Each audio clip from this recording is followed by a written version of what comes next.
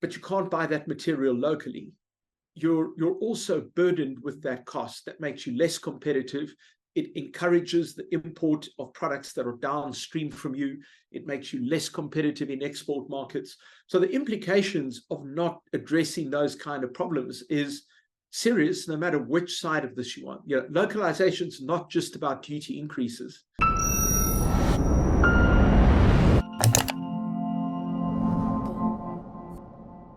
At least 4 billion rand lost in the collection of customs duties. This is as a result of dozens of duty applications that remain overdue by possibly as much as 4 years. And this is according to a new report from XA Global Trade Advisors. Joining me today is the CEO of the Trade Advisors, Donal Mackay. Donald, thanks very much for your time with us on the CRA this week. Just to start off with some background on the report, these delays around applications, etc. Why did you guys find it necessary to delve into this particular area?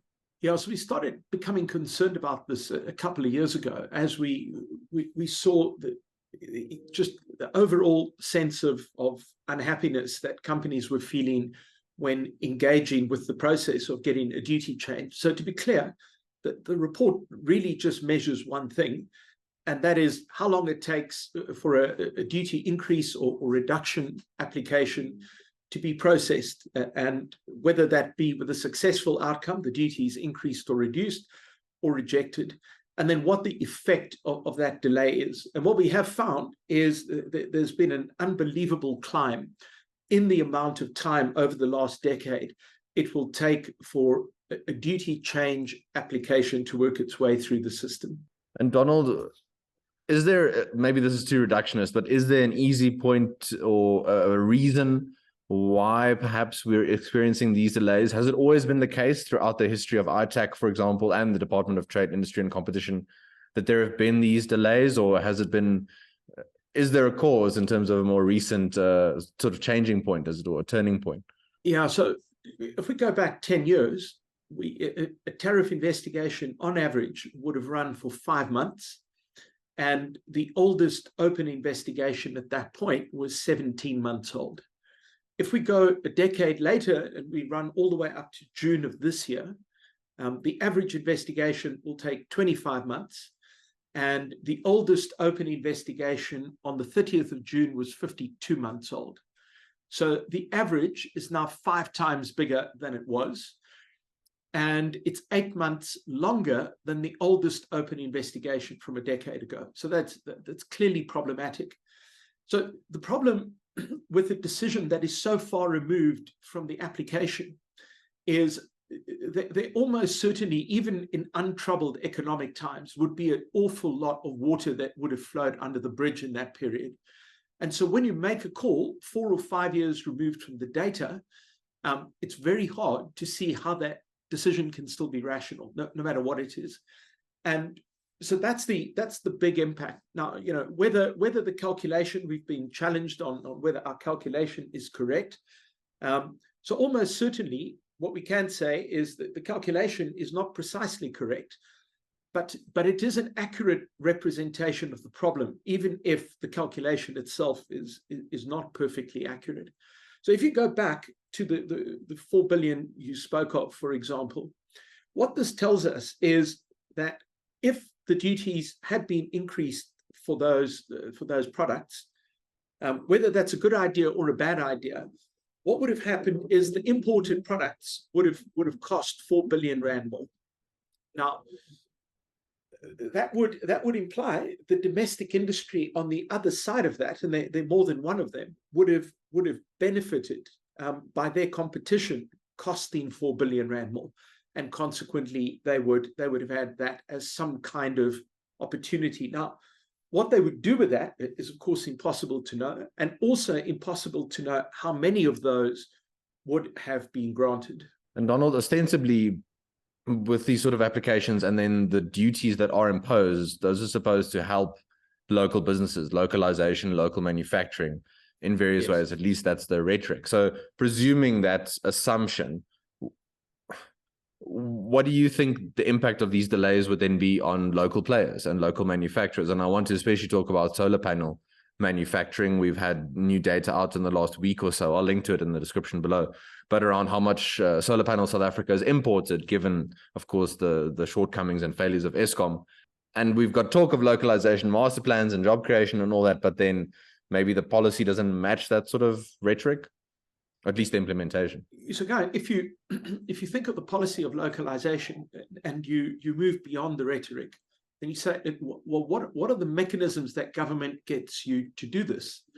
And one, it's not the only mechanism, but I'd argue it's about the only effective mechanism government has is to increase duties. They do other things as well, such as preferential procurement, preferential sales of state assets, and this sort of thing. But this is the kind of the easy lever, and it's the one you would expect them to pull. Now, that doesn't mean they have no intention of pulling it. There seems to be lots of enthusiasm, but the fact is it isn't happening. And it's not just a question of duty increases either.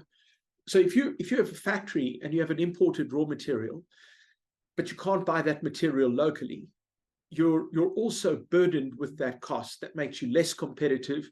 It encourages the import of products that are downstream from you. It makes you less competitive in export markets.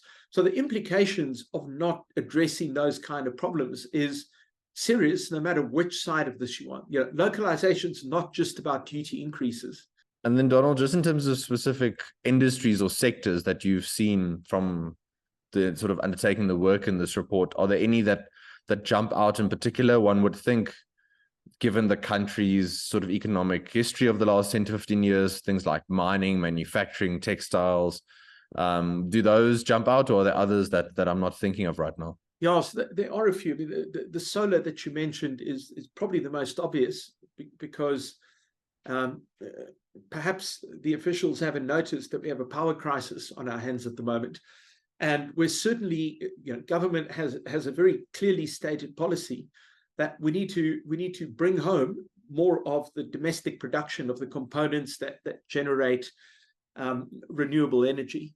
There's a duty increase application that's now 4 years old for a duty increase on solar panel components, and this would appear to be a terrible idea. If your intention is to encourage the domestic production, then what's happened is we've hampered that production for 4 years by not taking a decision. And Donald, just as a final question, how do you foresee the sort of path forward? Of course, the report's now open to the public. You guys have lots of resources on your website, to which we will also link in the description below, which viewers and businesses can look at and try and use and engage with. How do you foresee things shaking out maybe over the next 6 to 12 months, or is that even too short a hope on my side? No, it isn't. So I think, despite all the criticism, I think there really is a commitment to try to solve the problem. Certainly our conversations with ITAC indicate that this worries them as much as it does us. So I don't think the call to action is falling on deaf ears, and we're happy to do whatever we can to provide the information or support that they need in order to resolve the problem. I think we've had a lot less success with the Department of Trade, Industry and Competition. We've been attempting to secure a meeting for 6 months now to have a discussion about this, and so far we've been unable to even get into a room to have that conversation. But it may be that working with ITAC, they will be able to help us achieve what we've struggled to do on our own, and hopefully we get a good outcome. And in terms of the time frame that you speak of, there's absolutely no reason that a lot of this cannot be solved in the next 6 months. Where, if you've taken 4 years to ponder a decision, there's no reason you can't arrive at a conclusion in the next week. Thank you very much for watching. A reminder, please, before you leave, to like this video if you have not yet done so. We also invite you to subscribe to our YouTube channel. And if you're not a client yet, please go to the CRA website and explore our client offerings. Until next time, this has been Chris Hattingh for the Center for Risk Analysis. Take care.